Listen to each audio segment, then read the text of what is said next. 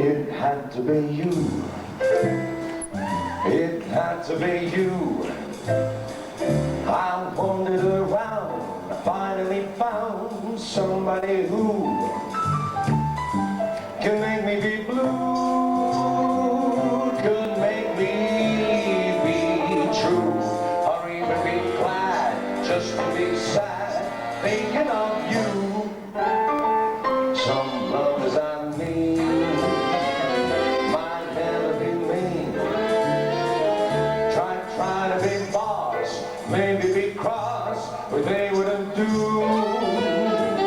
While nobody else gave me a thrill, well, all your faults, I love you still. It had to be you, wonderful you. It had to be you.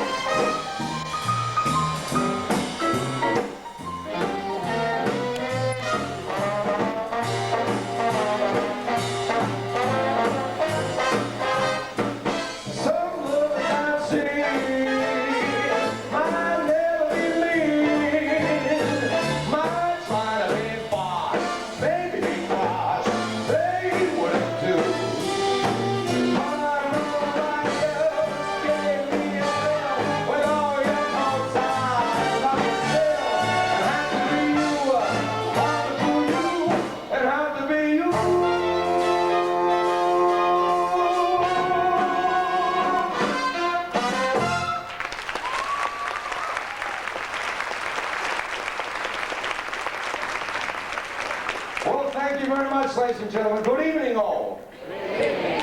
I heard the biggest rumor out from the cruise director backstage just before I came on that you are the best audience in the whole 7 seas. Is that right? All right. Well, we're going to have a lot of fun tonight. I should say to you where I come from, g'day. Oh, come on, you can do better than that. G'day. Oh, that's good. Now you all have an Australian accent. Well, I come from the land down under. Now, the land down under is a long way from here. It's like way down on the planet, right? And that's where, you know, you press the button or pull the chain, or whatever you do with your toilet down there, and it goes the other way. And also our M&Ms are called WWs because of the down under factor. But listen, you know, I got to tell you, I got one of the greatest jobs in the world. I get to travel all around the world and sing for many people. I've been working for Carnival for a little while now, and I'm telling you, I get to meet so many people from all around the world, from so many different countries. Now, Carnival's becoming very multicultural of late. We're getting people that are coming in and flying in from all around the world to cruise with us. So I want to see what type of crowd we've got here on this trip, see what type of cultural situation we've got here. Do we have anybody from England? Yay! It's all right, isn't it? Well, welcome to the English people. Are you from England? Originally? Where are you from now? San Diego. Oh, that's pretty much the same, isn't it? What about, do we have anybody from Canada?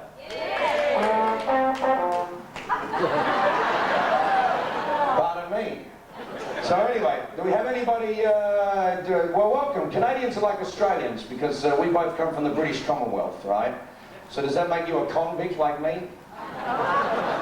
Well, you know, they kicked us Aussies out 200 years ago and put us in chains, and now we like live with the down under people and the kangaroos and all that type of stuff. How many people are from, you know, I get into trouble if I don't say this. How many people are from Wales? That's not those things that are going to be in Alaska going up and down the water. We're talking about Wales. It's a place up in the UK. Wales. So you want me to start talking like American? Wales. Anybody from Wales? Anybody know anybody from Wales? You're from Wales. You're from Wales. Cool. Welcome. You know, I get in trouble. When somebody comes in and says, you didn't say anybody was from Wales. What about Scotland? Oh, yeah. We got from Scotland. Oh, great. Did you enjoy Malcolm the other night? Did you enjoy Malcolm the other night? The Scottish, you haven't seen him? Oh, you've got to get the front seat there because he wears a Scottish kilt. So, you know, Scottish people are really wonderful people. I went to Edinburgh, and I got to tell you, they're the only country in the world that speak English that you can't understand. I mean, I don't mean to be nasty, but it's just like, how you doing? They go, good man. Anybody from Australia? I know that. What do you think I am, stupid? Anybody from United States of America? Oh, you noisy lot. You're worse than us Aussies, I'm telling you.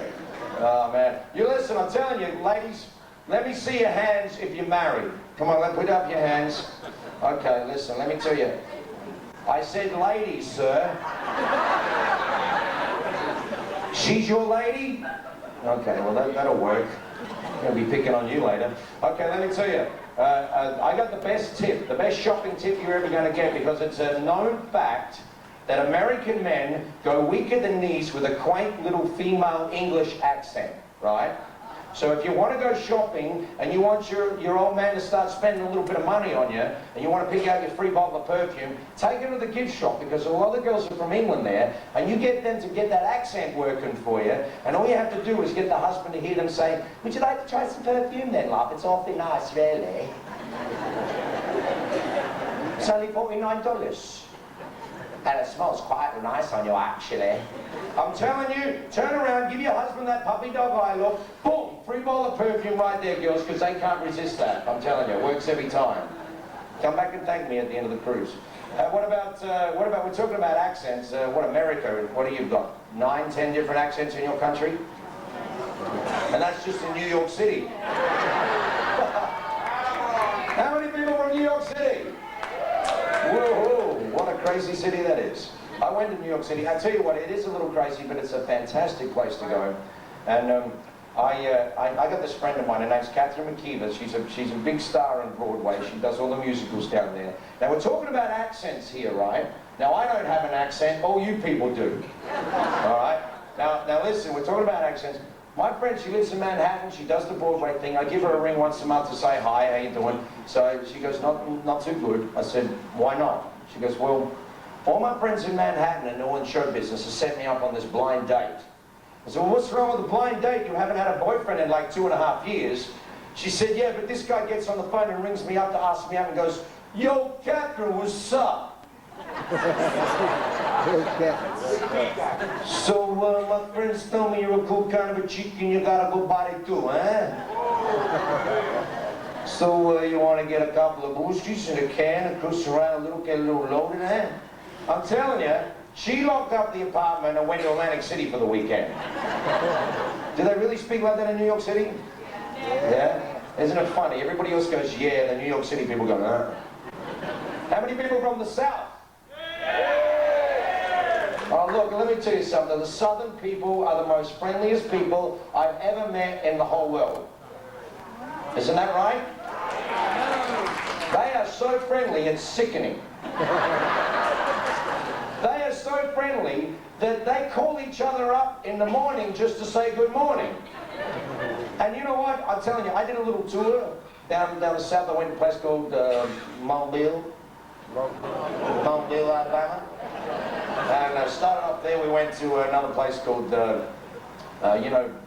Augusta, and we went North Carolina, South Carolina, Georgia, Tennessee, Florida,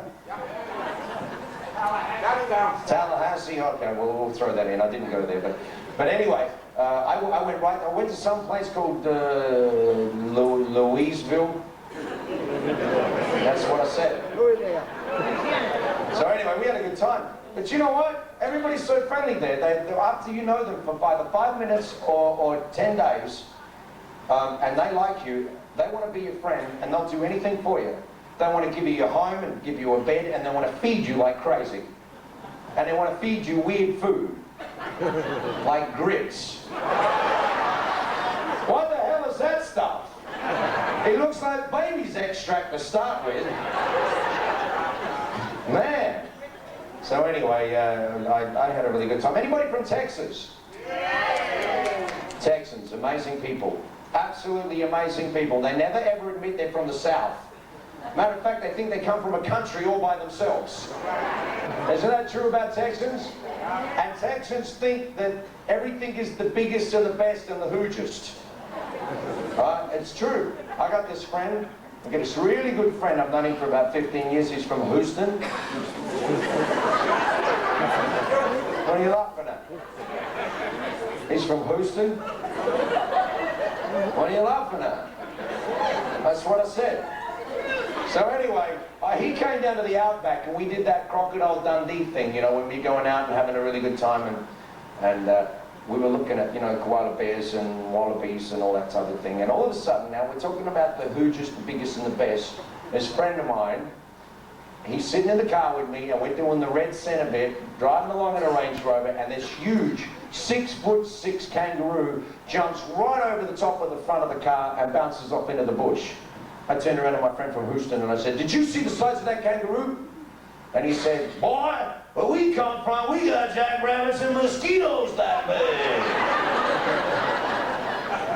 Bloody Texans. So anyway, the funniest thing was happening to me. We're talking about a southern accent again. I'm coming up the gangway, and I've got my suitcases and everything with me, and I'm coming on board. Now listen, I haven't seen what these people are like behind me. I'm just hearing this voice going on, right? And I hear this guy coming up the gangway say, "Teddy, that's my boat." There's a big boat, Teddy. "Lieutenant, that's my boat." I turned around and I expected to see Forrest Gump. And it was just this guy with a cool southern accent. Best accent you're going to hear for a while is, "G'day, how you going? You want to crack open the Foster's and put another shrimp on the barbie?" Oh, come on, help me out here. Is that cool or what? Oh, yeah. All right, listen, we got a great little song for you now. It's compulsory that we have a good time tonight, all right? All right? All right? Okay, listen, I want everybody to click their fingers for me. Everybody, this song is a swing jazz song. Everybody, come on, 2 hands for beginners. And if you can't click your fingers, just fake it, all right? Because I want you to come fly with me. We'll fly, let's fly away. If you can use some exotic cruise that's far in Bombay. Come on, fly with me. We'll fly, let's fly away. Come fly with me. We'll float down to Peru. In Llama Land, there's one man band and he'll do his flute. Oh, you come fly with me. We'll float off in the blue. Once I get you up there, where the air is so rarefied, we're gonna fly, starry-eyed. Once I get you up there, I'll be holding you so near. You might very well hear all the angels cheer, because we're together, weather-wise, it's such a groovy day. We'll just say those words and we'll beat those birds down to Acapulco Bay. It's perfect for a flying honeymoon, no they will say. Come on, fly with me, we'll fly so high to the sky.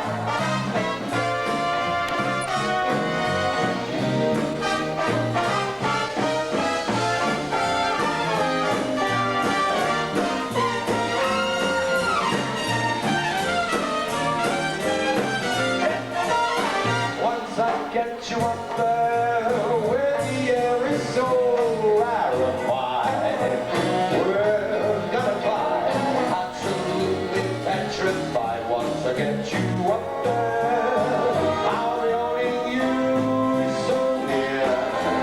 You might very well hear all the angels cheer, because we're together, weather-wise, it's such a lovely day. We'll just say those words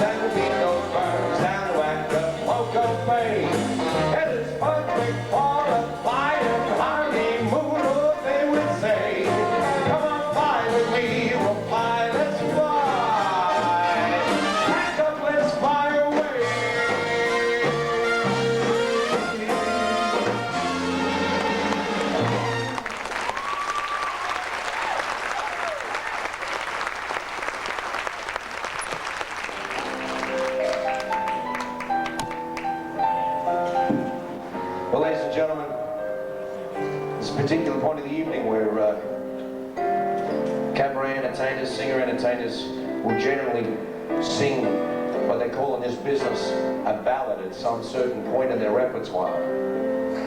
Great singers over the years have always adapted to this ballad in their repertoire. Singers that go way back as far as Sammy Davis Jr., the chairman of the board, Big Damone, Nat King Cole, Dean Martin. You've got wonderful singers like Matt Monroe. We have another great singer, Nat King Cole. Modern day singers, you get people like Mr. Dunkershane, Wayne Newton. Well, I wouldn't say he's too modern. We got great singers like Elton John, Billy Joel. They will sing a ballad which generally is sung about love. It could be a nice love song. It could be about how you express yourself to that other person. Or it could be a sad, sad, sad song. This particular song is a sad song, ladies and gentlemen. It's a song about a man that was deeply, madly, passionately in love with this beautiful woman. And one day she got up, took all of his money, and left him for another man. Who said whoopee? It's that same girl right there. Folks, you're supposed to feel sorry for this man in this particular situation. You're supposed to go, oh. So one day she got up, she took all of his money and left him for another man. Well, you're a sympathetic bunch, aren't you? This man didn't have a friend in the world. And he was so, so sad and lonely.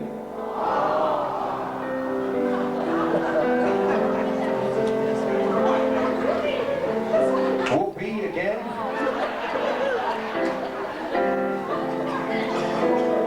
The Mankin Whoopee twins down here.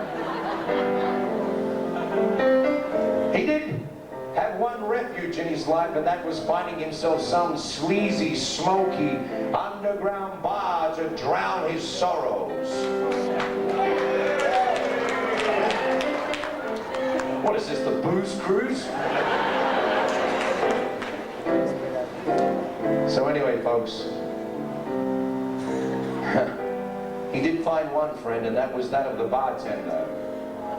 So I want each and every one of you in this audience to assume the position that you are that bartender, and me, well, I'm just that poor, poor, sorrowful soul.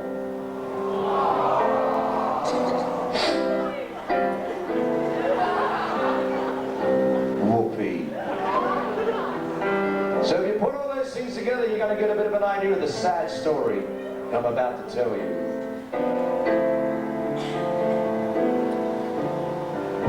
It's 2:45. There's no one in the place except you and me. So set 'em up, Joe. Got a little story I think you should know.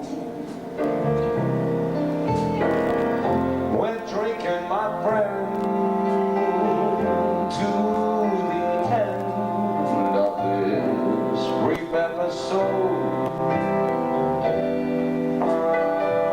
So make it one for my baby and another one for the road.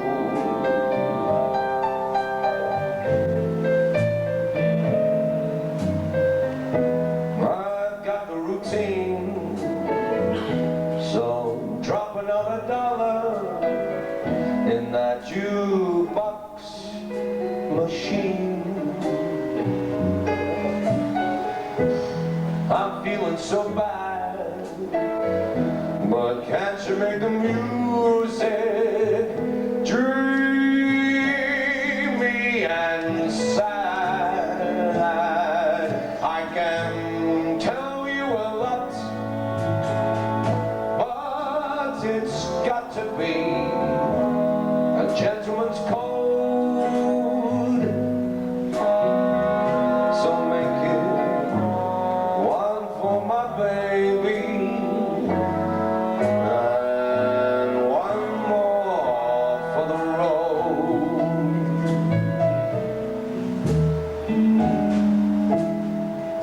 You never know it, but buddy, I'm a kind of poet, and I've got a lot of things I'd like to say. But when I'm gloomy, man, won't you please listen to me until it's all talked away.